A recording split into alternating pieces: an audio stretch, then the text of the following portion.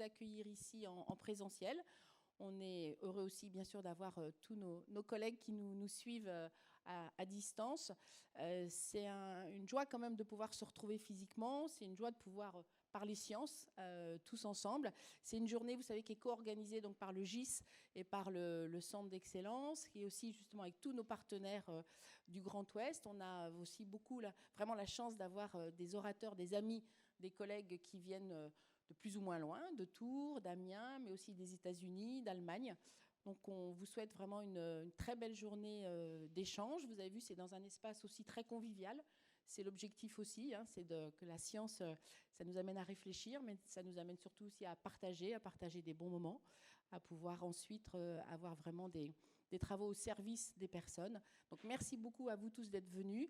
Je vais passer très rapidement la parole maintenant aussi à Madame Barthélémy, qui, comme vous le savez, donc, coordonne le GIS, qui est donc le groupement d'intérêt scientifique national en France, qui rassemble justement toutes les équipes de recherche françaises qui travaillent sur l'autisme et les troubles du neurodéveloppement. Juste rapidement vous dire aussi qu'avant d'être coordinatrice du GIS, Madame Barthélémy a fondé justement cette école de Tours, cette école clinique et de recherche, avec un centre qui était pionnier justement à l'époque, qui a plus de 50 ans maintenant. Et on est évidemment ravis qu'elle puisse aussi être là avec nous aujourd'hui au titre du GIS. C'est une belle histoire qui continue. Je vous passe la parole, madame. Alors, il faut que je fasse un exercice d'équilibre.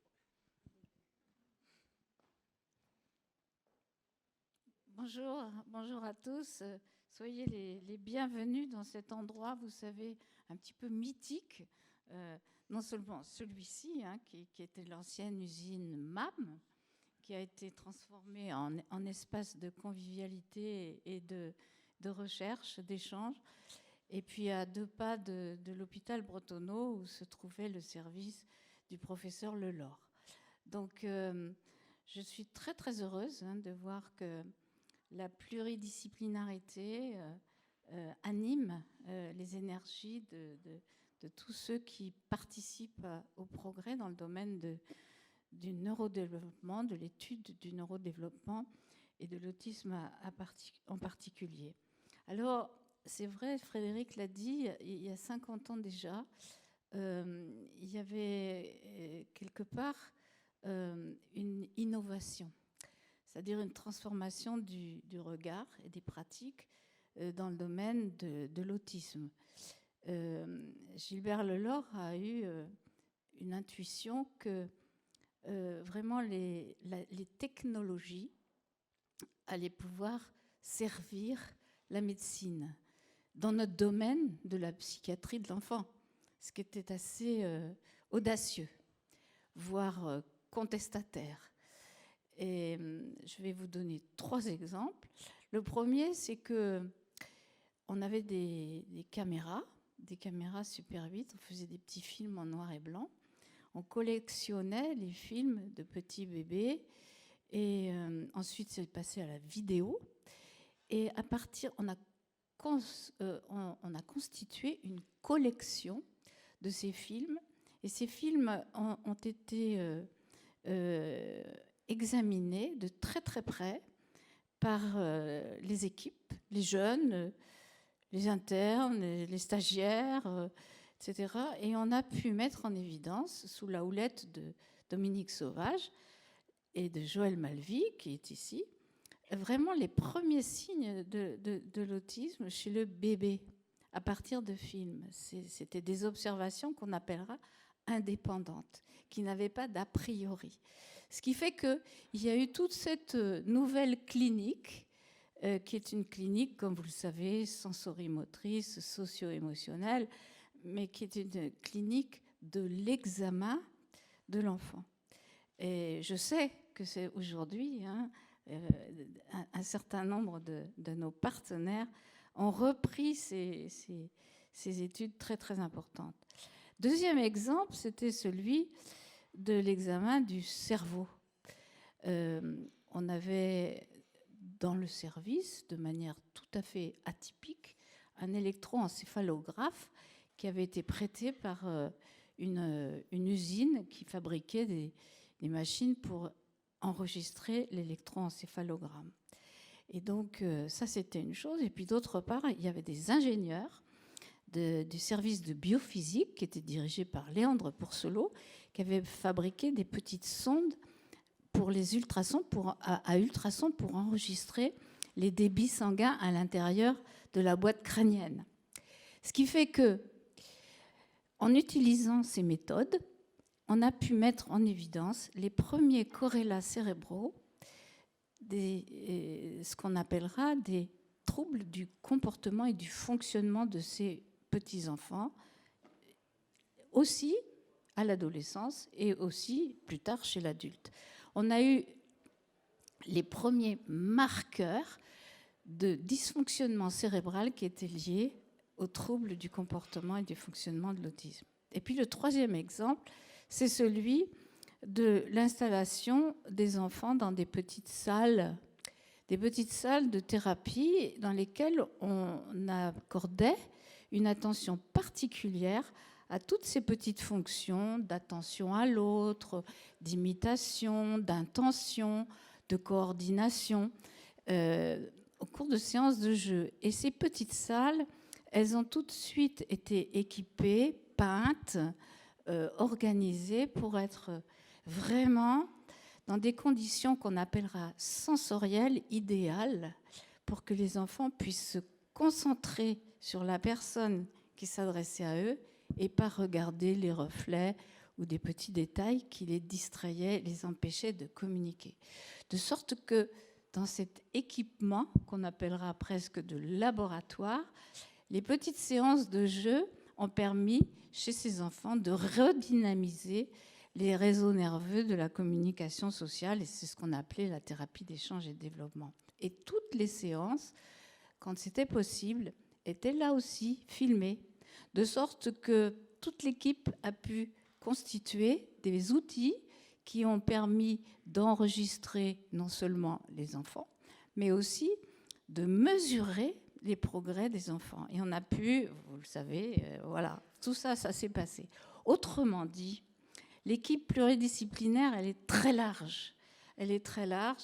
Elle va de l'ingénieur, du technicien, du spécialiste de la psychologie, mais aussi de la sociologie et aussi de l'architecture. Vous voyez, tout le monde est au service.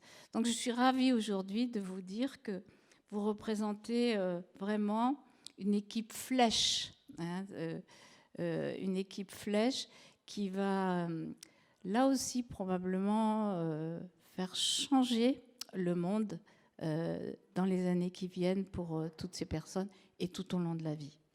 Voilà, donc le GIS, en quelques mots, hein, Paul, je souhaite donner la parole à Paul parce que vous savez, Paul, il est, debout tous les matins et tous les soirs, toute la journée, toute l'année, au service des équipes de recherche qui sont, comme vous le savez, aussi très câblés avec les centres d'excellence, dont celui de Tours, bien entendu.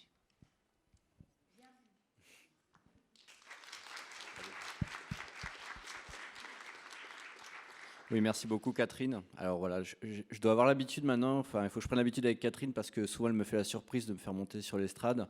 Ce qu'elle vous a pas dit, c'est qu'elle a bossé dans le train ce matin son discours et que moi je l'ai pas bossé du tout. Donc voilà, mais c'est pas grave. Catherine, elle a dit quelque chose de très très important. Déjà, enfin, on est vraiment heureux. Alors on a une lourde tâche de représenter ce réseau auquel vous faites partie. Donc ce groupement d'intérêt scientifique autisme et troubles du neurodéveloppement. Et je pense que dans la veille de la journée mondiale de sensibilisation à l'autisme, c'est aussi important de rappeler que, à la lumière des connaissances actuelles, il est important en termes de recherche et que ça fait sens de placer l'autisme au sein des troubles du neurodéveloppement. On est heureux d'être ici, bien sûr, par rapport à ce que représente Tours, historiquement, en tant que pionnier de la recherche sur ces troubles.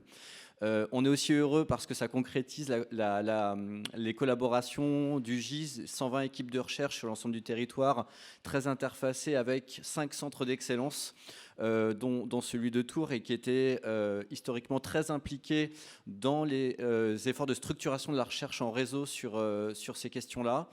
On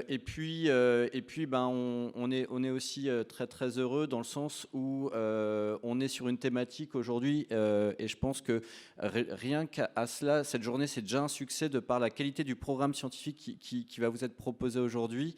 Grâce au travail des équipes de Frédéric Bonnet-Brio, du Centre d'Excellence Exact, avec une thématique des enjeux de la détection précoce, comprendre, c'est ce que dit tout le temps Catherine, hein, donc je la plagie à chaque fois, c'est comprendre, détecter au plus tôt pour agir, et agir avec le maximum d'impact sur le fonctionnement. Et d'ailleurs, notre Conseil scientifique international récemment a placé vraiment ces enjeux comme un axe prioritaire des perspectives de la recherche européenne sur les troubles du neurodéveloppement. Donc on est totalement dans le thème. Catherine, tu as dit quelque chose de très très important, l'idée de la création de ce GIS et de ces centres d'excellence qui forment un continuum. C'est pas de rajouter une strate administrative en plus de ce qui existe. Alors, je sais bien qu'on est en France et qu'on adore la French bureaucratie. Catherine, elle l'a dit, on est vraiment à votre service. On est vraiment au service des chercheurs, des praticiens. C'est un réseau qui inclut aussi les associations qui font un travail vraiment formidable pour connecter les priorités de la recherche avec les réalités du quotidien. Les acteurs du médico-social aussi ne doivent pas être oubliés. J'étais à un événement à Saint-Brieuc organisé par l'ADPI 22 en début de semaine. C'est une communauté qui est vraiment très très intéressée pour rejoindre les efforts de structuration de la recherche. Et voilà, et pour pas être trop long, je voudrais juste faire un petit peu de corporatisme à la fin, soutenir ma corporation des chefs de projet, voilà, notamment j'adresse mes remerciements à l'équipe, bien sûr, de l'équipe de iBrain, l'équipe de Exact, et puis pour Hélène Alcalde, qui a fait un travail juste incroyable. Et je pense qu'on peut vraiment applaudir Hélène, Frédéric Bonnet-Brio et les équipes pour la journée qui va être présentée aujourd'hui. Merci beaucoup. Merci beaucoup, Paul, c'est très gentil. On fera une standing ovation ce soir pour Hélène, on avait prévu. On a une petite vidéo de Claire Compagnon, vous savez, qui est donc déléguée interministérielle, qui ne peut pas être présente parmi nous aujourd'hui, puis c'est aussi période actuelle de réserve parlementaire, mais qui nous a adressé un petit message. Donc on peut passer dès à présent, si vous voulez bien. Merci. Bonjour à tous, je suis ravie de me retrouver certes un peu à distance avec vous pour l'ouverture de cette journée en 12-3 dont l'objet est un objet à la fois très scientifique mais aussi très très lié à la stratégie nationale autisme au sein des troubles du neurodéveloppement. Je veux parler bien sûr de la question de la détection très précoce des troubles du neurodéveloppement. Je suis ravie d'être ici parce que je vois à l'occasion de ces journées, qu'elles soient portées par les centres d'excellence. Il y a quelques jours, j'étais à Lyon auprès de vos collègues du centre d'excellence du Vinatier, ou cette semaine en Bretagne à Saint-Brieuc pour parler d'innovation et nouvelles technologies. Ce que je vois à l'œuvre depuis maintenant 2-3 ans, c'est la formidable mobilisation autour de la question de ces troubles et de l'amélioration des pratiques à la fois cliniques, de formation, de recherche bien évidemment, ou d'accompagnement. Et c'est un point positif pour la déléguée interministérielle que je suis de voir cette émulation, ce travail collectif qui est mené aujourd'hui pour une amélioration des parcours de vie des personnes. Vous le savez, dans la stratégie, comme son nom l'indique, nous avons fait à la fois référence aux troubles du spectre de l'autisme, mais aussi à la question plus globale des troubles du neurodéveloppement. Cette évolution, elle a parfois pu en bousculer certains, on va dire comme ça. Mais en tous les cas, ce que je vois, c'est que sur les questions de recherche, mais aussi sur les questions de formation, mais également sur les questions relatives au repérage très précoce, à la détection très précoce de ces troubles, il n'y a aujourd'hui plus de dissension sur la nécessité d'avoir une approche qui soit une approche non plus catégorielle, mais une approche un peu globale de ces troubles. Je vous souhaite évidemment de très très bons travaux et que cette journée de travail scientifique permette de voir se multiplier sur le territoire national toutes ces dynamiques pour confronter des hypothèses scientifiques, pour faciliter l'effort des collaborations nouvelles, et puis bien évidemment de réunir cliniciens et chercheurs de toutes disciplines. Et j'y vois, comme je vous le disais tout à l'heure, très concrètement le signe de ce renforcement des collaborations comme nous l'avons voulu dans la stratégie nationale. Vous le savez, là aussi, je l'ai plusieurs fois dit, notamment lors de la journée qui a permis l'inauguration du centre d'excellence de Tours, à quel point on souhaitait placer la science et la recherche au cœur de la politique publique, à la fois pour rattraper le retard qui est celui de la France dans certaines modalités d'accompagnement et d'adaptation des pratiques aux besoins des personnes, mais aussi bien évidemment pour marquer tout l'intérêt qu'on porte à la dynamisation de la recherche, à sa structuration, à des modes de collaboration plus intenses et sans doute un jour aussi à du partage de données plus important dans ce domaine des troubles du neurodéveloppement. Je sais à quel point le GIS est partie prenante, le groupement d'intérêt scientifique TSA-TND est partie prenante de cette journée, et je le remercie bien évidemment pour l'intense travail qui est mené depuis maintenant 3 ans pour aboutir à tous les résultats que nous avons aujourd'hui, et combien la participation à la fois des chercheurs mais aussi des personnes et des associations est au cœur de votre action. Je souhaite que cette question de la recherche participative, de la place des patients dans les protocoles de recherche et de manière extrêmement précoce, là aussi très en amont, soit une donnée qui évolue favorablement au cours des années. Et je compte beaucoup sur les centres d'excellence pour pousser cette dynamique de recherche et cette implication des parties prenantes, et en particulier des personnes concernées et de leurs familles dans les protocoles de recherche que vous mettez en place. Voilà, et puis l'autre chose importante, pour revenir sur le sujet de votre journée, sur cette question du repérage très précoce. Vous le savez, c'est l'engagement numéro 3 de la stratégie. C'est un engagement qui s'est concrétisé depuis maintenant 2019 autour de la mise en place de plateformes d'orientation et d'intervention précoce. On a eu, il y a quelques semaines, les données d'activité au 31 décembre 2021. Ce sont 20 000 enfants qui ont été adressés à ces plateformes. Et si on ne dispose pas encore des données précises sur les diagnostics et sur les âges des enfants, les premiers retours que nous avons, les premiers éléments dont nous disposons de la part d'un certain nombre de plateformes nous montrent qu'on est encore assez loin de cet objectif de précocité. Alors c'est mieux qu'avant, évidemment, puisque le diagnostic moyen était autour l'âge du diagnostic moyen était autour de 6 ans et plus.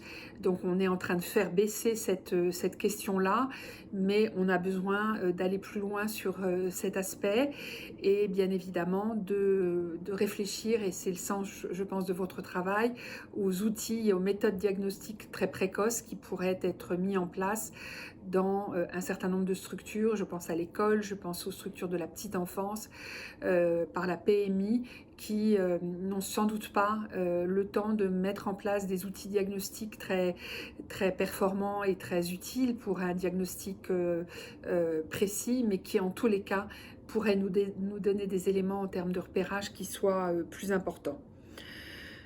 Voilà, donc merci à vous pour ces travaux, et pour le redire en conclusion, je sais que vous êtes confrontés, vous chercheurs et cliniciens, à des enjeux très complexes et multiples dans ce domaine des troubles du neurodéveloppement. Je voudrais souligner à quel point les travaux que vous menez, les réponses sont attendues par les personnes et par les familles. Et donc, un des arguments et un des vecteurs essentiels de cette amélioration de nos connaissances et de leur transfert vers les pratiques professionnelles, c'est bien évidemment de multiplier les meilleures collaborations possibles dans l'ensemble des équipes de recherche. Voilà, et donc j'ai déjà dit à quel point il était essentiel et indispensable que l'ensemble des centres d'excellence développent ces échanges multilatéraux, et j'en vois toute la concrétisation aujourd'hui avec la tenue de votre réunion. Je vous souhaite donc de très bonnes journées de travail et des échanges fructueux, et je vous remercie de votre engagement et de votre mobilisation.